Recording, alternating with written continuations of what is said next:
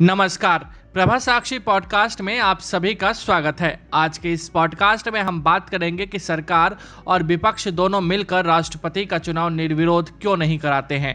तो आइए सुनते हैं आज के इस पॉडकास्ट को। लेकिन उससे पहले अगर आपने हमारे चैनल को सब्सक्राइब नहीं किया है तो जरूर कर ले, ताकि हर रोज आप ऐसे ही इंटरेस्टिंग और जानकारीपूर्ण पॉडकास्ट सुन सके।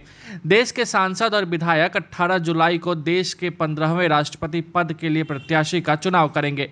वोटों की गिनती 21 जुलाई को होगी। नया राष्ट्रपति 25 जुलाई तक राष्ट्रपति भवन में होगा। सत्ता पक्ष के प्रत्याशी के सामने विपक्ष का उम्मीदवार होने के कारण मतदान होगा। राष्ट्र के सबसे बड़े पद के लिए निर्विरोध चुनाव कराने की कोशिश क्यों नहीं होती? क्यों केंद्र की सत्ताधारी पार्टी राष्ट्रपति के निर्विरोध चयन का प्रयास नहीं करती है?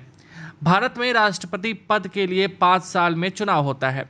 डॉक्टर राजेंद्र प्रसाद ही ऐसे अकेले व्यक्ति रहे जिन्हें 2 बार राष्ट्रपति रहने का सौभाग्य प्राप्त हुआ।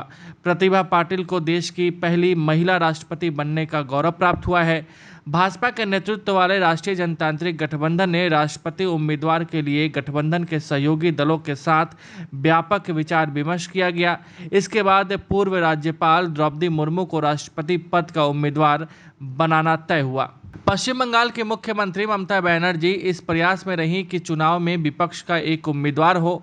कई नाम सामने आए। जिनके नाम आए उनके द्वारा मना करने के बाद यशवंत सिन्हा विपक्ष के उम्मीदवार बनने को तैयार हो गए।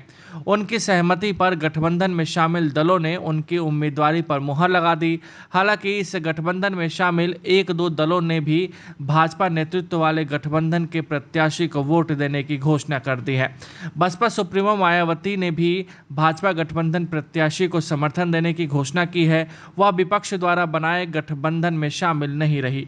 इससे पहले शरद पवार और फारूक अब्दुल्ला ने खुद को राष्ट्रपति पद के संभावित उम्मीदवारों की सूची से बाहर कर लिया था। इस चुनाव की खास बात यह है कि यदि विपक्ष एकजुट हो जाए तो केंद्र के सत्तारूढ़ भाजपा गठबंधन का प्रत्याशी विजयी नहीं हो सकता। किंतु अपने अपने स्वार्थ और हित के कारण यह एकजुट नहीं है। वैसे भाजपा रही हो या केंद्र की कांग्रेस की मजबूत सरकार, कभी यह प्रयास नहीं हुआ कि चुनाव सर्वसम्मति से हो। कभी प्रयास नहीं हुआ कि इस चुनाव में विपक्ष को भी विश्वास में लिया जाए। इसी का परिणाम है कि आज तक राष्ट्रपति का निर्वाचन सर्वसम्मत से नहीं हुआ। नीलम संजीव रेड्डी निर्विरोध राष्ट्रपति बने, पर तकनीकी कारणों से उनके सामने खड़े सभी प्रत्याशियों के नामांकन चुनाव अधिकारी द्वारा निरस्त कर दिए गए थे। इसके बाद वह निर्विरोध चुने गए थे। आज भी केंद्र की सरकार और विपक्ष के अच्छे संबंध नहीं है, फिर भी प्रयास तो होना ही चाहिए था। प्रधानमंत्री नरेंद्र मोदी स्वयं अपने स्तर से प्रयास करते तो ज़्यादा बेहतर रहता। हालांकि प्रधानमंत्री नरेंद्र मोदी ने कई बार महत्वपूर्ण मुद्दों पर विपक्ष के साथ मीटिंग की है। चीन से तनातनी का मामला हो या फिर कोरोना महामारी से बचाव का, इसमें राहुल गांधी और पश्चिम बंगाल के मुख्यमंत्री ममता बनर्जी का रवैया सहयोगात्मक नहीं रहा है। विपक्ष के कई नेताओं ने प्रधानमंत्री पर गैर जिम्मेदाराना टिप्पणी की है। वे यह भी भूल गए कि प्रधानमंत्री किसी पार्टी का नहीं, देश का होता है। प्रधानमंत्री को सबको सम्मान देना चाहिए। होना यह चाहिए कि प्रतिस्पर्धा और विरोध तब तक होना चाहिए जब तक चुनाव होता है। चुनाव के बाद चुनकर आई सरकार को उसके कार्यकाल के 5 साल पूरे होने तक सहयोग करना चाहिए। उसकी जन विरोधी नीतियों की आलोचना होनी चाहिए, स्वस्थ आलोचना होनी चाहिए। जबकि अभी विरोध के लिए केंद्र और प्रदेश की चुनी सरकार का विरोध हो रहा है।